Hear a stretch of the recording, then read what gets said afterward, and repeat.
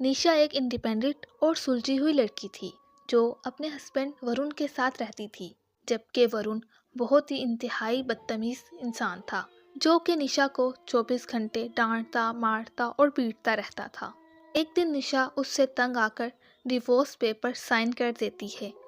वो फिर एक अपनी नई जिंदगी की शुरुआत करने लगती है जो कि बहुत भयानक होने वाली है।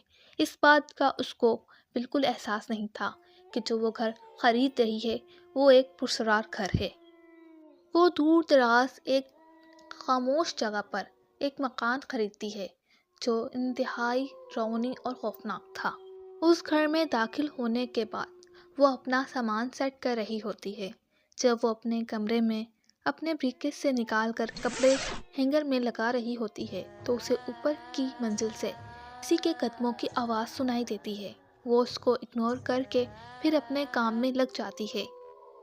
कुछ महीने तो सुकून से गुजर जाते हैं, लेकिन एक रोज़ फिर वही आवाज़ आ रही होती है जैसे छत पर कोई घूम रहा हो।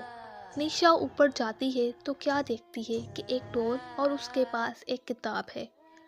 वो किताब उठाकर पढ़ने लगती है तो पीछे पड़ी कुर्सी की हिलने की आवाज़ आती है जैसे कोई पीछे बैठा हो।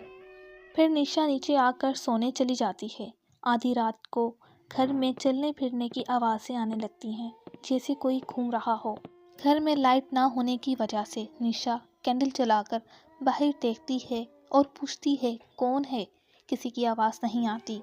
एकदम वो गुड़िया उसके सामने आ जाती है जिसकी वजह से निशा घबरा जाती है। वो गुड़िया उसको हवा में लटका देती है और अचानक घर की बेल बजती है। निशा को वो गुड़िया नीचे छोड़कर गायब हो जाती है।